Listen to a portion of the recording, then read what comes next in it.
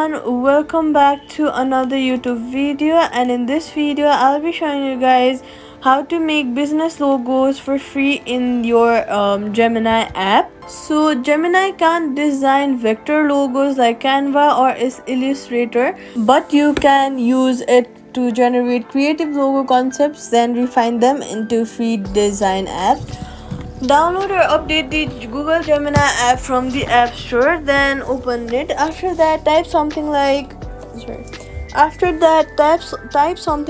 create a minimalist business logo for a coffee shop brand called Bean Rush.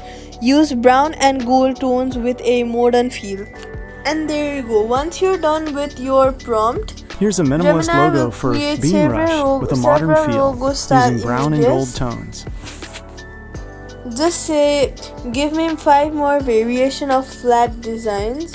Give me 5 more variations of flat designs. And there you go. Gemini will process it, and here are 5 more variations of flat designs when for you the Bean are Rush logo, keeping satisfied the minimalist with the aesthetic and brown/gold tone. just go ahead and download it and save it to your iPhone photos.